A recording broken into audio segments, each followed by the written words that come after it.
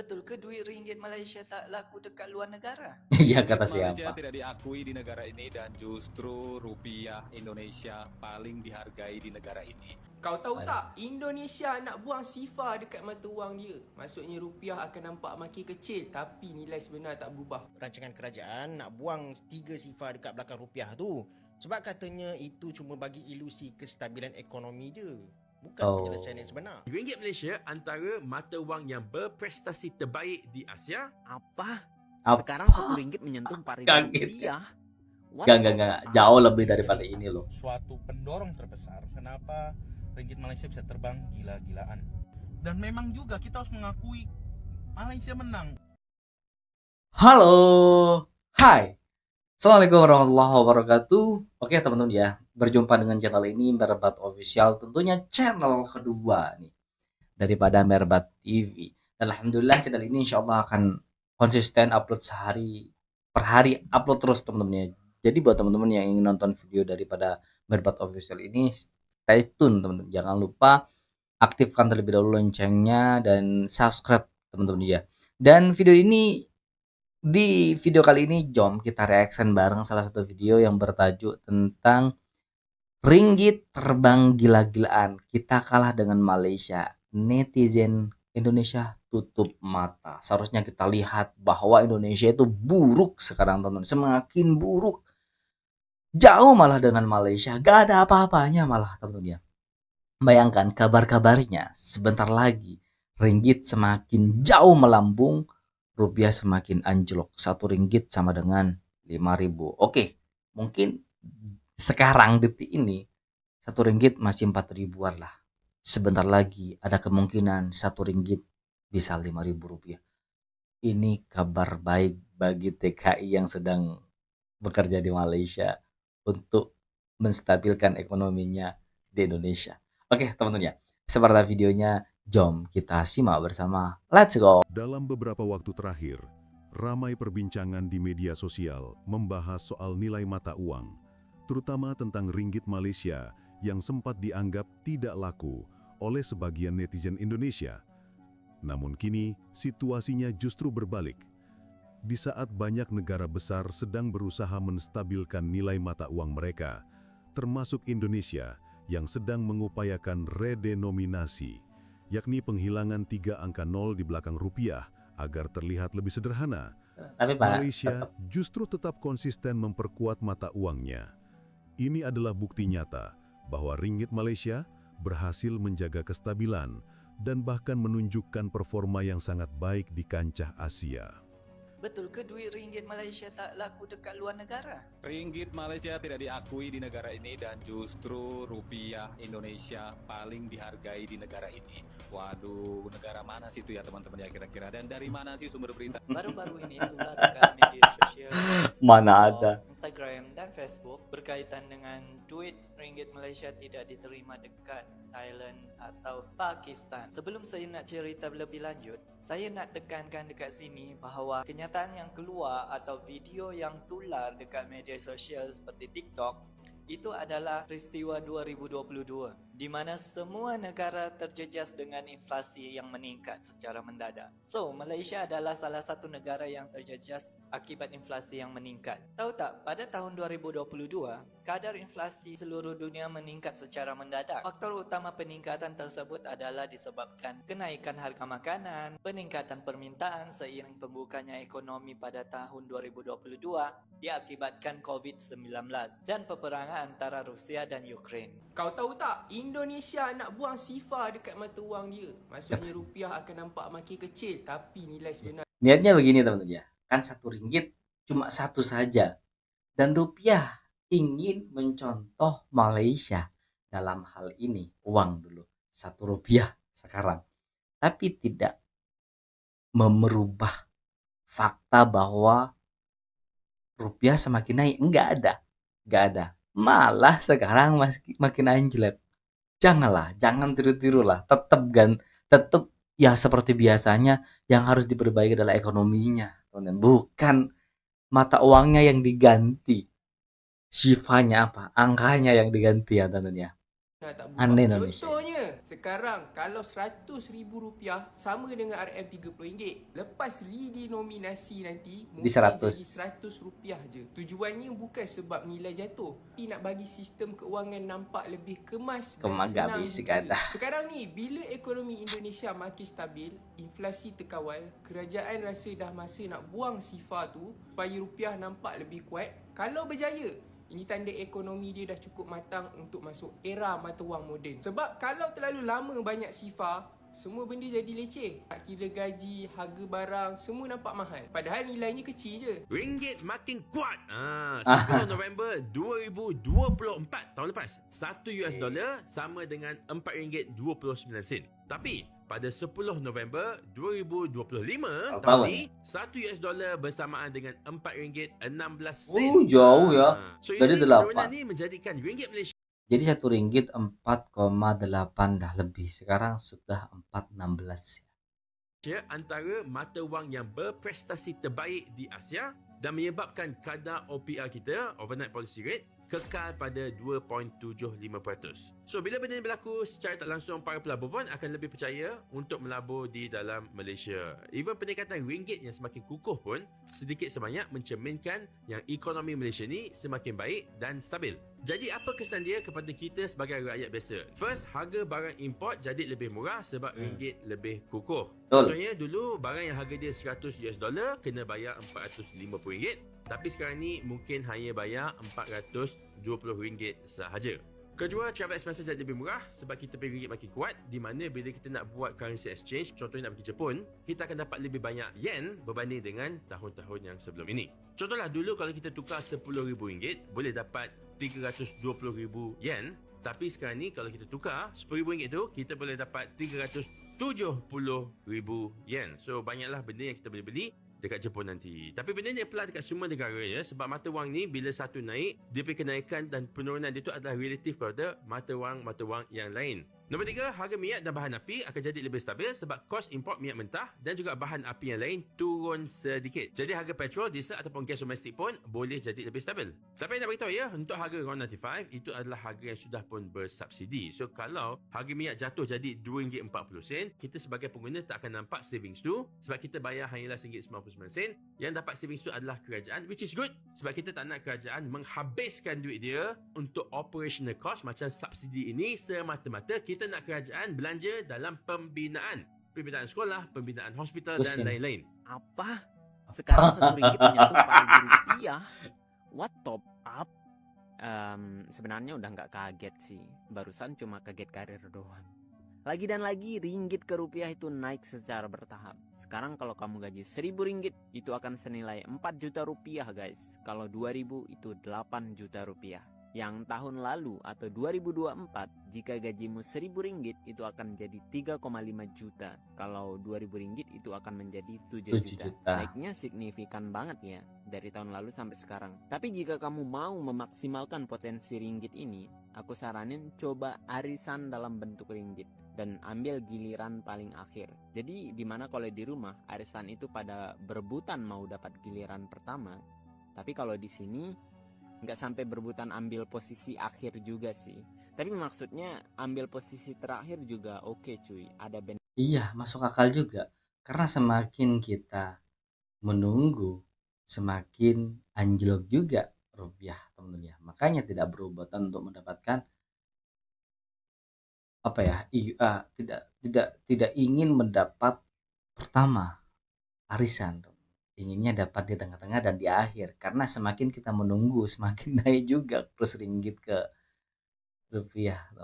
Enaknya itu loh, benefit tersendiri gitu. Dan aku nggak mau banyak berkomentar soal ini cuy, cukup itu doang. Oke, Daripada aku cuy. teror mulu, ntar rumah atau tempat kerjaku di orderin barang COD lagi. Nggak apa-apa lah bang, Terfikir tak fakta memang kenapa seperti rupiah itu. Indonesia tu dekat belakang dia banyak sangat SIFA. Dan kenapa pula sekarang ni diorang nak ubah benda ni, nak buang SIFA tu. Jom saya cerita dalam video ni. Kalaulah dekat mata wang kertas rupiah Indonesia tu adalah RM100,000 akan tetapi nilai sebenar dia lebih kurang dalam $6 je macam tu. Jadi sekarang ni Apa yang kerajaan Indonesia nak buat, dia orang plan untuk hapuskan 3 SIFA dekat belakang tu supaya duit tu nampak lebih ringkas dan juga senang digunakan lah. Contohnya lah, kalau sekarang ni kita nak beli nasi goreng dengan RM30,000, lepas redenominasi nanti cuma RM30 sahaja. Tapi kita kena ingat nilai sebenar tu dia tak berubah pun. Nggak ada perubahannya. Angka dekat atas kertas sahaja. So inilah yang dimaksudkan dengan redenominasi rupiah yang sekarang ni tengah dirancang oleh Indonesia.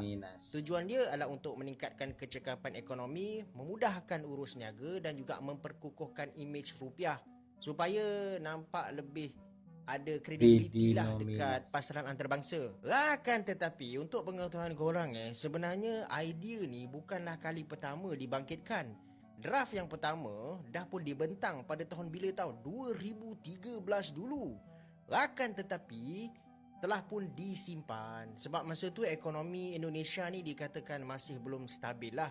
Dan sekarang ni kerajaan nampak lebih yakin lah sebab inflasi dah pun terkawal dan Bank Indonesia sendiri cakap dia orang sudah bersedia. Kalau jadi, dia akan menjadi satu reform kewangan yang paling besar lah dalam sejarah moden Indonesia. Sebab kalau Indonesia buat ni melibatkan perubahan yang sangat besar tau, daripada sistem akaun, mesin ATM, harga barang sampailah ke laporan kewangan syarikat. Bayangkan semua sistem komputer kewangan kena update secara serentak tau. Okey, jom saya cerita dengan korang sikit lah macam mana boleh muncul banyak kosong dekat mata wang rupiah tu.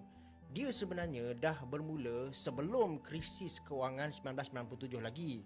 Selepas merdeka, ekonomi Indonesia ni dia agak kelang kabut sikit lah inflasi pada zaman Soekarno, iaitu pada tahun 1960-an pernah mencecah lebih 600% setahun.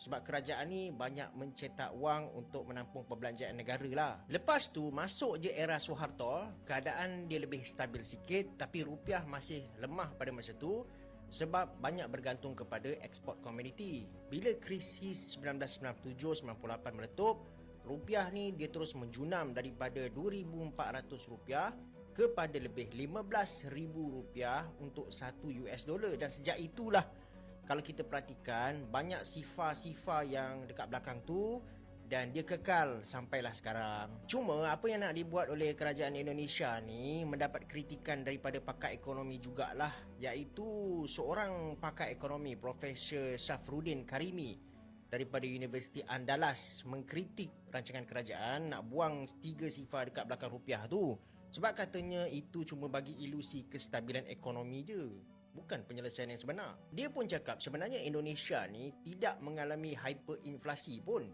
Jadi langkah tu tak adalah penting sangat katanya. Tambahan lagi dia pun cakap proses ni sebenarnya sangat mahal tau, iaitu kena cetak duit baru, mengubah sistem bank, mengubah tanda harga dan kontrak keseluruhan dekat negara. Dalam tempoh peralihan tu, duit lama dan duit baru akan beredar sekali. Jadi ini boleh menimbulkan kekeliruan dan juga risiko penipuan. Rekor terburuk sepanjang sejarah, ringgit menyentuh RM4,000 per RM1 ya. Mari kita bahas. Hari ini ringgit berhasil menyentuh RM4,000 per RM1-nya, yang dimana dulu 3.000, 3.500, sekarang menyentuh 4.000. Apa yang terjadi di Indonesia ini dan apa penyebabnya? Dimana mata uang Malaysia berhasil sangat menguat dibandingkan dengan Indonesia yang sangat melemah di berbagai aspek, di berbagai valuta seperti SGD, USD, dan Malaysia Ringgit. What's happened in this country? Mari kita bahas.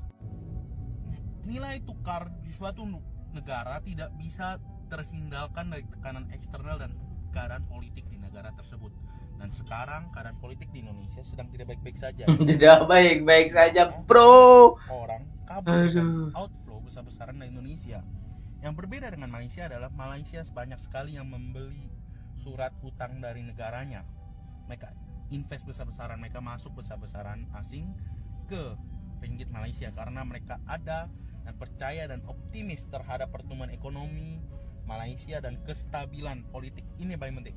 Kestabilan politik yang Indonesia tidak punya namun dimiliki oleh Malaysia. Itu yang menjadi suatu pendorong terbesar kenapa ringgit Malaysia bisa terbang gila-gilaan.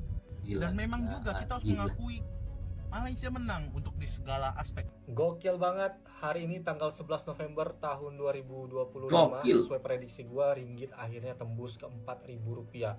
So sekarang 1 ringgit Malaysia setara dengan 4 ribuan rupiah Indonesia. Ya memang dalam beberapa waktu terakhir mata uang Malaysia ini semakin kuat. Ya pasti ada beberapa faktor pendukungnya juga, faktor eksternal maupun internalnya sendiri. Sebagai orang Indonesia atau ekspatriat Indonesia yang kerja di Malaysia, gua sedih dan seneng juga sih. Senengnya kalau gua kirim uang ke rupiah Indonesia itu jadi makin banyak. Dan sedihnya adalah ya kasihan aja dengan teman-teman Indonesia yang traveling ke Malaysia, mata uang rupiahnya melemah. Jadi kalau nukar ke ringgit itu jadinya dikit. Dan gue masih ingat banget tahun lalu pas di bulan Oktober juga 2024 pertama kali gue datang ke Malaysia, nilai tukar ringgit itu terhadap rupiah masih sekitar 3.500 sampai 3.600 rupiah dan sekarang tembus 4.000. So menurut kalian apa faktor penyebab ringgit ini semakin kuat per hari ini guys? Tuh. Bukan kuat disobek-sobek ya, bukan kuat disobek-sobek tuh, tapi kuat ya. Ya itu enggak. Tapi ya faktanya emang teman-teman ya, kertas ringgit Malaysia itu jauh lebih baik daripada kertas rupiah teman-teman ya. Ringgit Malaysia itu gak mudah disobek dan gak mudah rusak, berbeda dengan rupiah. Kertas gampang sekali rusak, kena air sudah rusak.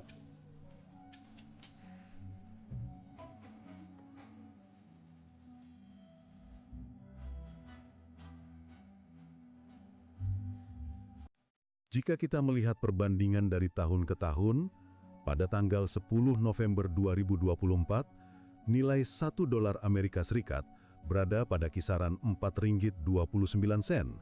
Namun, tepat 1 tahun kemudian, pada 10 November 2025, nilainya menurun menjadi sekitar 4 ringgit 16 sen. Penurunan ini mungkin terlihat kecil di permukaan, tetapi bagi dunia keuangan, ini adalah pencapaian besar. Ia menandakan penguatan nilai ringgit dan sekaligus menempatkan mata uang Malaysia sebagai salah satu yang berprestasi terbaik di kawasan Asia. Kestabilan ini juga berdampak langsung pada kebijakan moneter negara tersebut.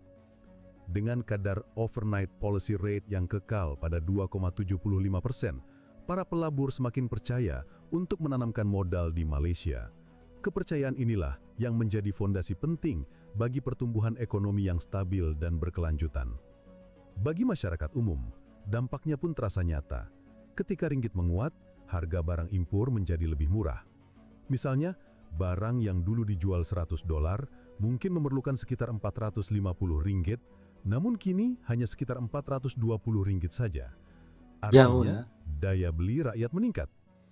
Selain itu, bagi mereka yang ingin berlibur atau berbelanja ke luar negeri, seperti Jepang, nilai tukar yang lebih kuat memberi keuntungan tambahan.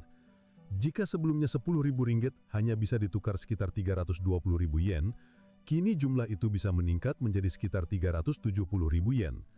Tak hanya itu, penguatan mata uang juga berpengaruh pada kestabilan bahan bakar. Karena sebagian besar minyak mentah dan bahan api masih diimpor, maka penguatan ringgit membantu menurunkan biaya impor. Dampaknya, harga petrol, diesel, dan gas rumah tangga dapat menjadi lebih stabil. Meski demikian, perlu diingat bahwa sebagian harga bahan bakar, seperti RON 95, masih disubsidi oleh pemerintah. Artinya, ketika harga dunia turun, masyarakat mungkin tidak merasakan langsung penurunan itu karena manfaatnya lebih difokuskan untuk menghemat belanja subsidi pemerintah.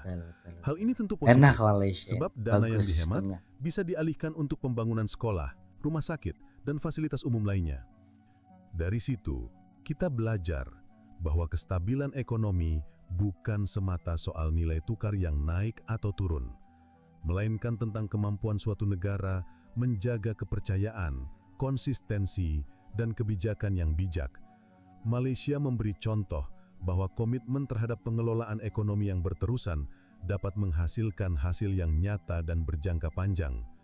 Sebagai bangsa tetangga, sudah seharusnya kita mengambil pelajaran berharga dari hal ini. Indonesia pun bisa terus memperkuat fondasi ekonominya, bukan hanya lewat redenominasi, tetapi juga melalui kebijakan yang berfokus pada kestabilan, kepercayaan investor, serta efisiensi anggaran nasional. Karena pada akhirnya, Kekuatan sejati sebuah mata uang bukan hanya diukur dari nilainya di pasar global, tetapi dari seberapa besar manfaat yang bisa dirasakan oleh rakyatnya. Betul sekali teman-teman ya. Jadi bersyukur banget lah jadi rakyat Malaysia saat ini. Bukannya ya makmur teman-teman ya. Enak jadi rakyat Malaysia. Gak sama dengan apa yang kami rasakan sebagai rakyat Indonesia sih sebenarnya. Kerja susah, mata uang semakin anjlok, pendapatan semakin gak ada. Ya begitulah faktanya teman-teman ya. Jadi bersyukur jadi rakyat Malaysia jauh lebih makmur dibandingkan dengan rakyat Indonesia. Oke, mungkin teman-teman suka dengan channel Merbat Official, please subscribe teman-teman. Baik, kita akhiri. Wassalamualaikum warahmatullahi wabarakatuh.